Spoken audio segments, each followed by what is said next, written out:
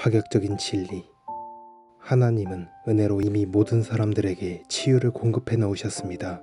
우리 단체 집회 진행부서에서 일하는 직원이 전신마비였었는데 지금은 초자연적으로 치유되어 활발히 활동하며 잘 지내고 있습니다.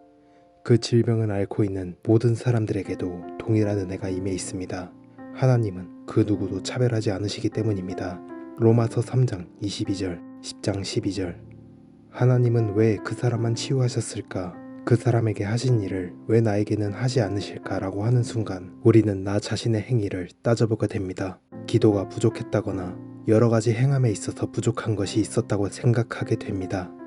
나의 부족함 때문에 하나님이 역사하지 않으셨다는 결론을 내리게 되는 것인데 그것은 전적으로 잘못된 생각입니다. 하나님의 은혜는 일관적입니다. 그분은 모든 사람들에게 동일하십니다. 하나님은 사람을 차별하지 않으십니다. 로마서 2장 11절 새번역. 어떤 사람은 더 사랑하고 어떤 사람은 덜 사랑하고 그러지 않으십니다. 어떤 사람에게는 많이 공급하시고 어떤 사람에게는 덜 공급하시고 그러지 않으십니다. 그분의 은혜로 하나님은 모든 인류의 죄를 이미 용서하셨습니다. 은혜란 우리를 위해 하나님이 하시는 일입니다. 우리의 어떠함과 상관이 없습니다. 그래서 모든 사람들이 구원받았단 말이냐고요? 아닙니다. 왜냐하면 모든 사람이 하나님께서 은혜로 이루신 일을 믿는 것은 아니니까요. 우리가 존재하기 전 그 어떤 필요가 있기도 전에 하나님이 이미 다 공급해 놓으셨습니다. 우리가 낙심하기도 전에 하나님께서 모든 영적인 복으로 우리를 축복하셨습니다. 나를 향한 하나님의 사랑은 이미 넘쳐납니다. 주님께 기쁨과 평안을 달라고, 치유해달라고, 형통케 해달라고, 구원해달라고 간구할 필요가 없습니다. 문제가 생기기도 전에 하나님께서 모든 해결책을 공급해 놓으셨습니다. 너무나 기쁜 일 아닙니까?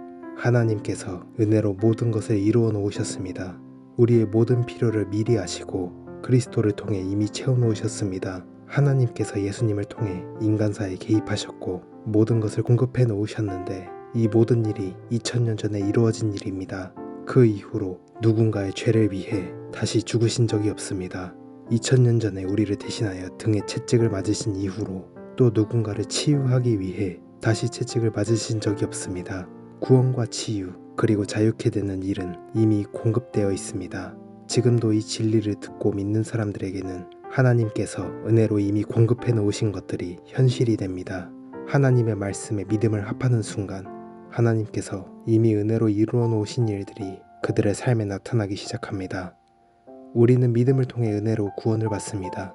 은혜만으로 또는 믿음만으로 되는 것이 아닙니다. 이 근본적인 진리를 이해할 때 우리의 삶에는 큰 변화가 일어날 것입니다. 유해물질. 은혜와 믿음의 균형은 나트륨과 콜로라이드 같습니다. 나트륨과 콜로라이드는 둘 다 유해물질입니다. 이 둘 중 하나를 일정량 이상 복용하면 사망합니다. 그러나 나트륨과 콜로라이드를 합치면 생명을 지탱하는 데 필요한 무기질, 소금이 됩니다. 믿음만을 강조하면서 믿어야 합니다. 이것을 행하고 저것도 행해야 합니다 라고 주장한다면 그것은 우리를 영적으로 죽게 합니다. 참된 성경적 믿음은 하나님께서 이미 은혜로 공급해 놓으신 것에 대한 우리의 긍정적인 반응입니다. 믿음으로 하나님을 움직일 수 없으며 어떤 일을 하시도록 만들 수도 없습니다.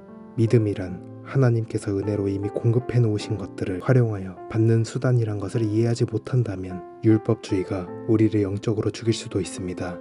기도를 해야 된다, 성경 공부를 해야 된다, 하나님을 믿어야 한다, 당신이 뭔가를 해야만 한다고 주장하는 사람들이 있습니다. 그들은 자신의 행위에 너무 집착한 나머지 자기가 하는 일들이 하나님을 움직인다고 생각합니다. 그들은 자신의 믿음을 어떤 지렛대로 보면서 그것으로 하나님을 압박하여 그분을 일하시게 만들 수 있다고 생각합니다. 이것이 율법적인 생각을 초래하여 결국엔 우리를 파멸로 몰고 갑니다. 이렇듯 믿음에 대한 잘못된 관점은 모든 부담을 우리 어깨에 지웁니다. 믿음과 은혜를 적절하게 합하지 않고 하나만 고집한다면 그것은 하나님과 우리의 동행을 망쳐놓을 것입니다. 저도 어린 시절 이런 것을 강조하는 교회에 다녔었습니다. 하나님의 축복을 얻어내기 위해선 여러 가지 일을 해야 된다고 믿는 곳이었습니다. 저도 그때는 주께서 은혜로 모든 것을 공급해 놓으셨다는 것을 몰랐습니다. 그때 이런 노래를 부르곤 했습니다. 메리에게 어린 양이 있었네. 잘 자라 멋진 양이 될 수도 있었지만 교회에 등록해 다니는 바람에 수면 부족으로 죽어버렸다네. 뼈가 부서져라 있는 일 없는 일 다 하면서 우리의 행위가 하나님을 움직이게 한다고 생각했던 것입니다. 그 이후로 그것이 아니란 걸 알게 됐습니다. 은혜와 믿음 사이에 반드시 균형이 있어야만 합니다. 또 다른 한쪽에서는 교회 안에 많은 사람들이 은혜만을 강조합니다. 다 전적으로 하나님께 달렸어. 그러면서 하는 말이 하나님의 주권이야. 하나님 뜻대로 되게 돼 있어. 어떻게든 되겠지. 다 하나님께 달렸거든. 이러한 신념도 우리를 영적으로 죽게 합니다. 제가 아는 사람들 중에서도 이러한 신념 체계 때문에 하나님께서 치유해 주시기를 기다리기만 하다가 죽은 사람들이 있습니다. 치유를 받기 위해서는 그들의 역할도 있다는 것을 몰랐기 때문입니다.